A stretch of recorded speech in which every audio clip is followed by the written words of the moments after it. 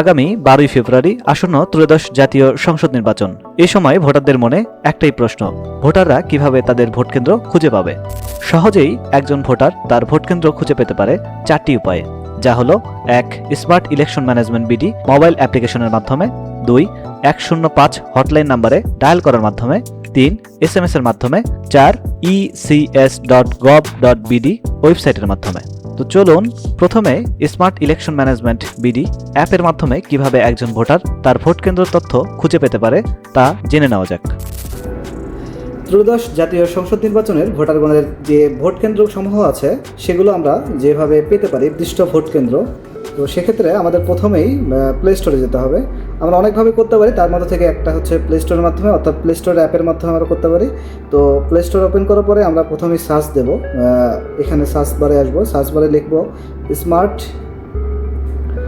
Smart election management BD. এই নামটা লিখলে মধ্যে আমাদের হচ্ছে প্রথমে আমাদের অ্যাপটি শো করবে। তো এই অ্যাপটি শো করার পরে আমরা অ্যাপের মধ্যে ক্লিক করব এবং অ্যাপটা ক্লিক করার পরে আমরা অ্যাপটিকে ইনস্টল করে নেব।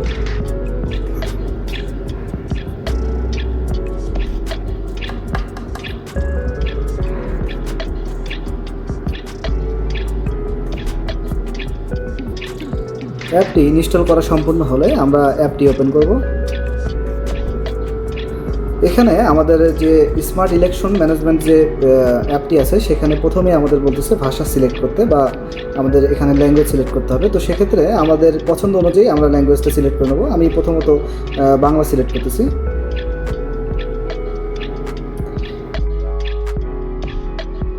এখানে হচ্ছে তফসিল ঘোষিত নির্বাচন সমূহ, এখানে দুইটি অপশন দেখতে পাচ্ছেন, একটা হচ্ছে তফসিল ঘোষিত নির্বাচন সমূহ এবং পূর্ববর্তী নির্বাচন সমূহ।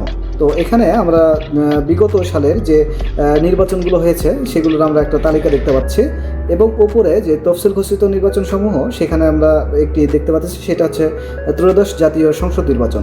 তো আমরা যেহেতু ত্রয়োদশ জাতীয় সংসদ নির্বাচনের ভোট কেন্দ্রের সমূহ দেখতে যাচ্ছি বা ভোট কেন্দ্রের তথ্য জানতে যাচ্ছি, তো সেক্ষেত্রে আমাদের ত্রয়োদশ জাতীয় সংসদ নির্বাচন এই অপশনটিকে ক্লিক করব। ভোট কেন্দ্রের তথ্য লাগবে, তো সেক্ষেত্রে আমরা ভোট কেন্দ্রের তথ্যের জন্য আমরা জাস্ট ভোট কেন্দ্র খুঁজুন এখানে একটা অপশনে ক্লিক করতে হবে। আমাদের ভোট কেন্দ্র অপশনে ক্লিক করার পরে আমাদের এখানে এনআরডি ইনফরমেশন দিতে হবে, অর্থাৎ এনআরডির নাম্বার দিতে হবে এবং নিচে জন্ম তারিখ দিতে হবে। তো আমি হচ্ছে সিকিউরিটি পারপাসে নাম্বারটি ব্লার করে দেবো। আমাদের নাম্বার দেওয়ার পরে আমাদের এখানে জন্ম তারিখ দিতে হবে, জন্ম তারিখটি সিলেক্ট করে দেবো আমাদের এনআইডি কার্ড অনুযায়ী। তো এখান থেকে আমাদের জন্ম তারিখটি সিলেক্ট করে দেবো। আমাদের জন্ম তারিখটি সিলেক্ট করে দেওয়ার পরে আমরা জাস্ট সেটে ক্লিক করবো এবং এখানে সার্চ অপশনে ক্লিক করবো। প্রথমেই আমাদের যে ভোটার নম্বরটি, সেই ভোটার নম্বরটি প্রথমে শো করবে, তার নিচে আমাদের ভোটিং ক্রমিক নাম্বার যেটি আছে সেটি শো করবে, এবং তার নিচে আমাদের কেন্দ্রের যে নামটি আছে সেই নামটি শো করবে, এবং এর সাথে আমাদের নিচে একটি ছবি সংযুক্ত করা আছে। আমরা চাইলে এই ছবিগুলো আমরা দেখতে পারি এবং এই ছবিগুলো অনুযায়ী আমাদের ভোট কেন্দ্রটা সিলেক্ট করতে পারি।